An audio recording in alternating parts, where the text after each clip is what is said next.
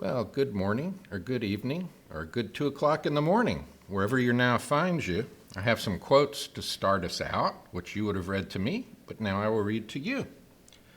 What you are is what you have been. What you will be is what you will do now. O child of noble family, listen without distraction. Now on the 8th day, the blood-drinking wrathful ones will appear. Recognize them without being distracted. O child, whatever you see, however terrifying it is, recognize it as your own mind's self-display. Recognize it as the luminosity, the natural radiance of your own mind. When through fierce, confused projections I wander in samsara on the light path of abandoning all fear, may the blessed ones, peaceful and wrathful, go before me, the host of Dakinis, queens of space, behind me. Help me cross the Bardo's dangerous pathway and bring me to the perfect Buddha nature. Now I want to focus on the idea of karma in the Buddha families, and then specifically talk about the culmination of the Bardo of reality and the vision of the wrathful ones. Remember that the experience of the deities can be thought of as the practice of self-knowledge and as a confrontation with karma. Also remember that we've said that Bardo moments make up the ultimate structure of everyday experience, and we're always hiding from them, from the reality of impermanence revealed in the transition moments through covering them over with the imagined continuity of ego. The point is to pay attention to your life now, wherever your now finds you. And in the idea of karma, we can also see the key point that the momentum of our ego state is what we've built up through all our choices. The one who woke up said, "Karma creates all like an artist. Karma composes like a dancer." So whatever is happening to us now mirrors our past actions perfectly. Karma is what drives us toward rebirth. Karma literally means action, and then the results of action, which rebound back on the original action to reinforce it in some way, right? So whatever we do, no matter how large or small, with body, speech, or mind, will have a result. As in chaos theory, where a butterfly's wings in Brazil ends up as a storm in St. Petersburg. And some actions may seem very small, like a butterfly's wings flapping, like asking a girl to kiss me one day, about 50 years ago, and then ending up with 5 children in a house in the suburbs.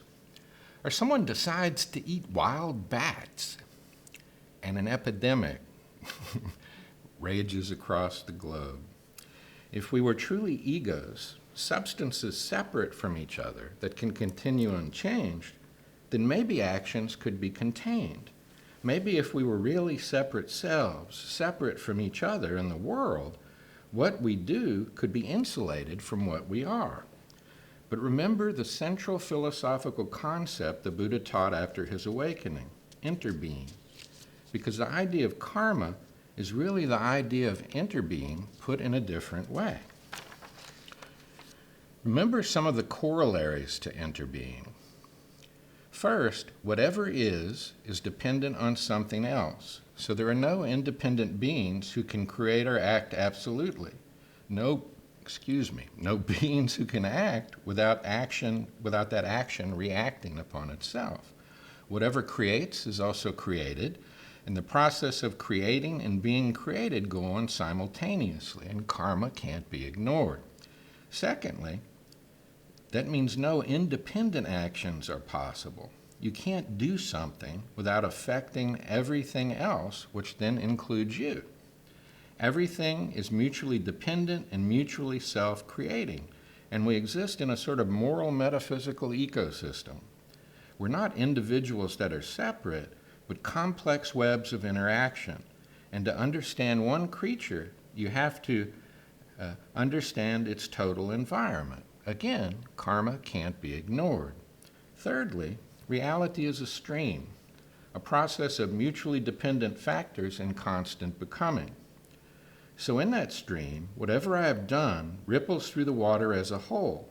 Or, to use another metaphor, as ecological thinking teaches us, even the smallest actions can reverberate through the life web and have astonishing consequences that can appear much later. Karma can't be ignored. So though the results of our actions might seem delayed, this philosophy teaches us that our actions are still reverberating and determining who we are. The Buddha said, "What you are is what you have been. What you will be is what you do now." Think about that. You're on a knife edge now. It reminds me of Book 10 of the Republic, for those of you who have read that with me, or for those of you who will be reading it with me long distance in the coming weeks. So now, when the stream that is you can ripple or reverberate with what each deity represents, we have opportunities, right, to turn fear into spacious wisdom, anger into mirror-like wisdom, pride into equalizing wisdom, obsessive desire into discriminative wisdom. To discriminate in its original sense means to tell things apart in some detail and focus in on their samenesses and differences, right? Discriminative wisdom. And jealousy can become all-accomplishing wisdom. Take anger, for example. If my life is filled with anger, I am meeting what I have been. But what I will be is what I do now with that meeting. When I'm angry, it seems to me there's something outside of me giving rise to the anger, some situation being imposed on me by other people or the way the world is. It's the fault of other people. It's the fault of that damn situation, right? And I respond with anger, and the anger fills me and possesses me and sets me apart from others and makes me more an ego self as I create a hell world I run into so I don't have to confront my anger. The smoky, comforting light, right, of anger, where nothing is ever my fault. And that's why it's so comforting, right? But anger, in this way of thinking, is not something outside me. I need to recognize the anger, to be set face to face and know myself in the in-between place. The anger world I'm in is one of my choices, a world I have made. And it is really just another wave that has arisen in the ocean of true mind. Remember that it was the realization of impermanence, unsatisfactoriness, and insubstantiality that set the Buddha free from karma, free from the illusion there was a self suffering the change. Each one of the 5 Buddha families, in their various combinations and permutations, are the ripples of karma across true mind, true emptiness. Now, we've already talked about the first 7 days. The 5 peaceful ones appearing separately on days 1 through 5, then all together on day 6, then in dynamic motion under the aspect of the Vidyadharas and Dakinis on day 7 in that great rock concert we talked about last time. But if you still have not recognized, the deities appear to us to be more angry, more confusing, and more powerful. Remember, the light is always the same, but how we experience it becomes more and more confused. Right? The light is always the same, we just see it differently. Whatever appears to us in the bardo of death, remember, is simply a more vivid realization of what happens in our everyday lives. Everything that exists in our experience rises up out of the basic ground luminosity. If we release ourselves into it, we can become a free part of the play of existence. But if we respond with desire or aversion, obsession or rejection, the basic ground becomes covered over into objects of fear and attachment. So the simple awareness of the peaceful deities as basic goodness can either be ignored or turned into objects of fear or attachment. And notice something interesting. It's just as important not to be attached as not to fear the simple experience of goodness, of the peaceful deities. Remember the story of the raft. You use the raft to cross over, but then you don't hold on to it. Right? Instead, we're told to recognize and let go, not to react with the attraction or aversion of ego. If we become attached to them or fear them, the peaceful ones will appear to become the wrathful ones in an attempt to wake us up. Right? So from the 8th to the 14th day, the 5 Buddha families appear to us again in succession as the 5 Haruka couples. Now, Harukas are the fierce, blood-drinking deities of ancient culture. And here we see Buddha Dharma picking up whatever imagery it thinks will help from the culture it's teaching in. Haruka has the root meaning of roar. And these are these are, they're like the Hulk or something. That's how I think of them. The wrathful deities emerge from the brain, they say, while the peaceful ones emerge from the heart. And since they are the same Buddha family, simply seen under a wrathful aspect, they are simply called Buddha Haruka, Vajra Haruka, and so on. And and there's all kinds of symbolism in this that we won't go into, but you could if you wish, right? And Francesca Fremantle can help you with that if you want to study that. So on day 8 appear the Buddha Haruka and Buddha Wrathful Lady, which remember are just Vairochana and Akashtadvishvara in wrathful aspect, where ignorance and self-delusion need to be transformed into the all-accomplishing knowledge of reality. On day 8 comes the Vajra Haruka and Vajra Wrathful Lady, which are really Vajra Sattva and Lochana, where we face hatred, aggression, and anger, and try to turn it into the mirror-like knowledge of the awakened state. Here's a quote from Luminous Emptiness. Holding a Vajra in his right hand, with a diamond-sharp clarity, he destroys the undercurrents of negativity, irritation, dislike, and resentment that cloud our awareness, and reveals the brilliant mirror knowledge blazing in flames around him. You know when you're in a kind of petty mood where you're just resentful and being a kind of like a jerk? Well, that's when the Vajra Haruka and Vajra Wrathful Lady come to burn that shit right out of you. Okay? On day 10, the Ratna Haruka and the Ratna Wrathful Lady, who are really Ratna Sambhava and Mamaki, appear to help you change pride and ignorance into equalizing wisdom, which means knowledge of the presence of the Buddha nature in everyone. On day 11, the Padma Haruka and Padma Wrathful Lady, who are really Amitabha and Pandavarasini, come to help us try to transform passion, lust, and greed into compassion and love of investigative knowledge. That might be a good way to translate that. Investigative wisdom. Investigate. You look into the details. On day 12, we have the Karma Haruka and Haruka Wrathful Lady, who are really Amoghasiddhi and Tara, and they help us to transform jealousy, ambition, and paranoia into action-accomplishing wisdom. On day 13 and 14, all the families appear with various accompanying wrathful minor deities, right, trying to wake you up. Francesca Fremantle's really good on this, and though I'm imagining you're going to read this in detail, right, but I want to call your attention to a few passages here. This is on 328. The text reminds us that however terrifying the wrathful deities may seem, as soon as their real nature is pointed out, it is easy to recognize them and be liberated. It is just as if we have been terrified by a stuffed lion, thinking it was real. But as soon as someone points out to us that it's only an imitation, all our fears evaporates.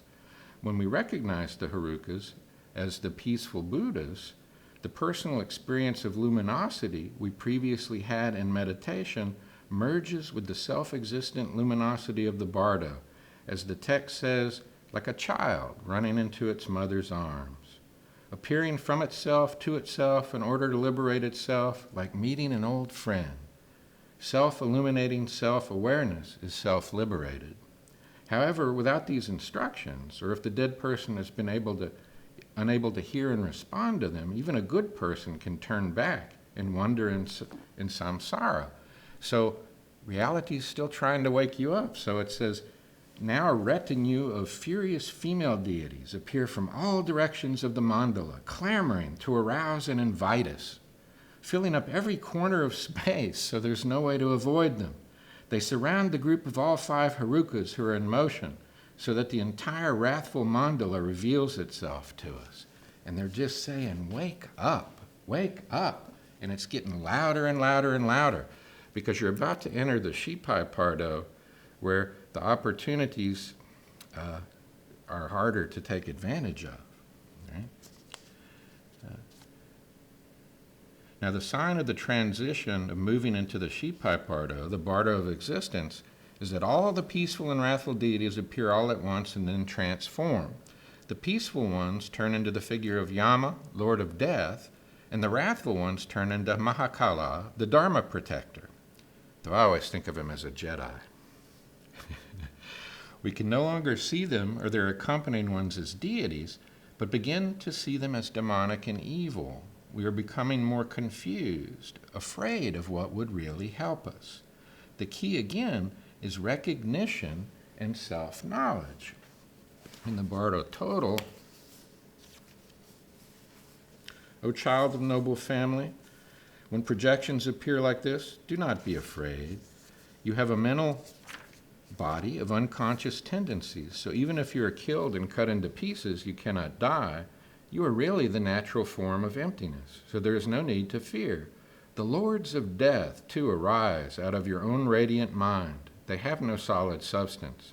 Emptiness cannot be harmed by emptiness. Be certain that the external peaceful and wrathful deities, the blood-drinking Harukas, the animal-headed deities, the rainbow light, the terrifying forms of the Lord of Death, and the coronavirus, so on, have no substantiality. They only arise out of the spontaneous play of your mind. If you understand this, all fear is naturally liberated, and merging inseparably, you will become a Buddha.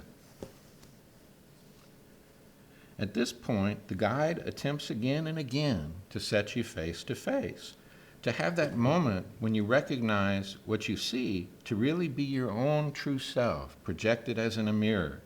You're told, if all else fails, to remember Avalokita, the Lord of great compassion, and to try to remember your teacher and his teachings, or the teachings in whatever form you encountered them, maybe like you're encountering them now. If you cannot recognize reality in these sights, you can recognize them through sound, hearing all the confusing sounds translated into the great mantra, Om Mani Padme Hum, right? And don't forget to read my handout on this mantra in the Moodle. Now this section ends with repeated exhortations to practice now wherever our now finds us. That if we practice living like a craft, which is the same as practicing dying like a craft, then we will have a great opportunity, just as we have a great opportunity now, wherever our now finds us. In the Bardo Total, it says,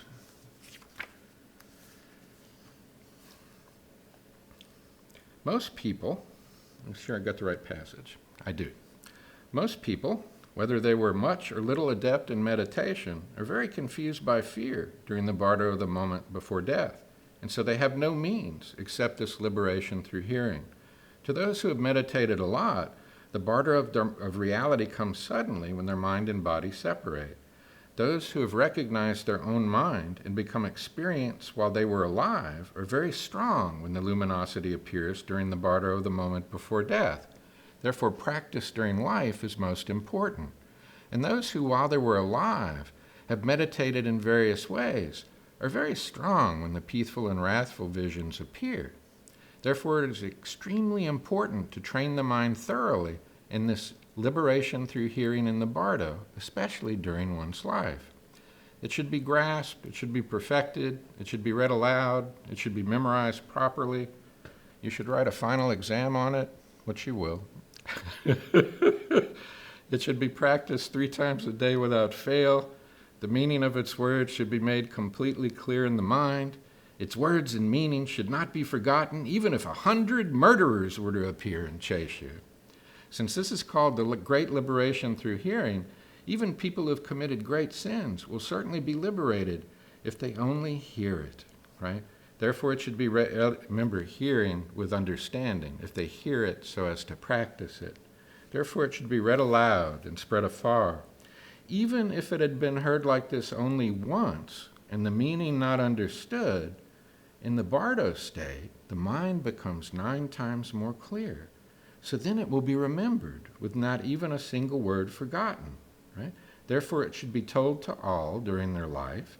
It should be read at the bedside of the dying. It should be spread far and wide. Have you ever thought that sometimes I think the only reason maybe I'm here or you here that you've taken this class is just to hear this? Wouldn't that be astonishing? I mean, I don't know if that's true or not. I have no way to know that, right? But maybe this is the most important thing you will ever do. It says, to meet with it is great good fortune. It is hard to meet with it except for those who have cleared away their darkness and gathered merit. If one hears it, one is liberated simply by not disbelieving. Therefore, it should be greatly cherished. It draws out the essence of all Dharma. Right? But if we have not recognized, we move on into the Shipai Pardo. Thank you for your kind attention.